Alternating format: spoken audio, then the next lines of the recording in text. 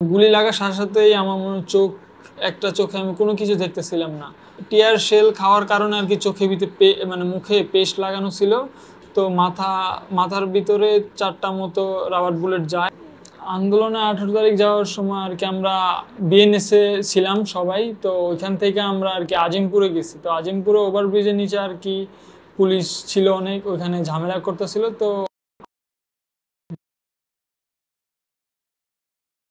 প্রথমে আমি যখন সামনে ছিলাম, তো সামনে একদম কিনারে কিছু পুলিশ তো আমাকে লক্ষ্য করে গুলি করে।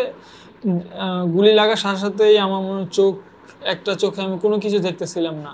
টিয়ার শেল খাওয়ার কারণে আর কি চোখের ভিতরে মানে মুখে পেস্ট লাগানো ছিল, তো মাথার ভিতরে 4টা মতো রাবার বুলেট যায়, ওইটার কারণে রক্ত বের হয়। তো ওইটা রক্ত আর পেস্টে আমার মুখে একদম মানে অবস্থা প্রচুর খারাপ ছিল, যার জন্য আমি কোনো চোখই ভালো মতো খুলতে পারতাছিলাম না।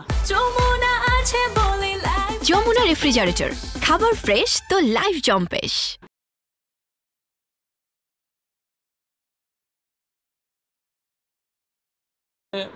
রোগী ছিল এখানে আর কি, অনেক রোগী থাকার কারণে আর কি সেভাবে আর কি দেখা হইতেছিল না, খালি প্রাথমিক চিকিৎসা দেওয়া হইতেছিল।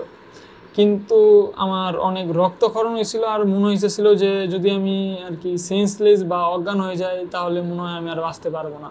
আমি যখন হসপিটালে গুলিবিদ্ধ হয়ে যাই, তখন ওইখানে আমার পাশে 2টা বেডে দুজন গুলি খাওয়া রোগী ছিল, তারা আমার সামনেই মারা গেছে। তো ওই হসপিটালে তো 18 তারিখেই 30 জনের মতো মারা গেছে। আমি থাকতে 7 জন, 1 ঘন্টায় 7 জন মারা গেছে। আমি 1টা থেকে 2টা পর্যন্ত ছিলাম হসপিটালে, ওখানে 7 জন মারা গেছে। তো কেউ গুলি লাগছে, কেউ টিয়ার শেল খেয়ে আসছে, মানে বেশিরভাগ গুলি রুগী ছিল। র বুলেটও কিছু ছিল যারা একদম স্পট ডেট হয়ে যায়, এরকম রুগীও আসছিল। আমি যখন গুলি খাইছি তখন আমার মানে তেমন পরিচিত কেউ ফ্রেন্ড ছিল না তৎক্ষণাৎ। তো কিছু দূর যাওয়ার পরে তো আমার সব মানে ফ্রেন্ডরা আমাকে দেখার পরে আমাকে হসপিটাল নিয়ে যায়। পরে ওখানে নেটওয়ার্ক এত অবস্থা খারাপ ছিল, তখন আর কি সব নেটওয়ার্ক ফোন যাইতেছিল না। তো আমি আমার ফ্রেন্ড ফোন ছিল, তো একজনের মাধ্যম থেকে, ডাক্তারের মাধ্যম থেকে আমি আমার ফ্রেন্ডের ফোন দিয়া আনি। তো ওই আমার আর কি ফ্যামিলিদেরকে জানায়, তারপরে আমার ফ্যামিলি আর কি আমার আসে হসপিটালে। 1 ঘন্টা পরে আমরা খবর পাইছি, আরে চোখ দিয়ে রক্ত পড়তেছে, এগুলো দিয়ে সব পেস্ট মেস্ট লাগাই রাখছে, অনেকগুলো 18টা বুলেট লাগছে ওর। আর এই চোখের মধ্যে 2-3টা ছিল। অমনি পরে নিয়ে গেছে আইসিতে, নিজে যে কিছু কিছু বুলেট বার করছে, চোখেরগুলো আর বাই করতে পারেনি, চোখ দিয়ে রক্ত বাইর হইতেছে। পরে ওর বলছি যে চোখের কি সমস্যা, কই চোখের ডাক্তার দেখাইতে হবে, এখন তো গাড়িও চলে না, কিভাবে কি করি।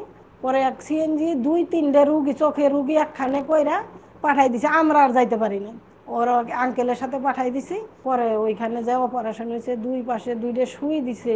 হে বলছে যে জীবনও আমি এত কষ্ট করি না, এত বড় বড় 2টে চোখের মধ্যে ইঞ্জেকশন দিয়া পরে অপারেশন করছে নাকি, গুতাইছে। রাতে কিছুই কথা না, 11টা বাজে আসছে, আবার পরের দিন দিয়া আবার অপারেশন করছে। এখন পাইছে না পাইছে হেরাই জানে, হ্যাঁ তুই চোখেই কিছু দেখে না, এটাই তো বড় সমস্যা।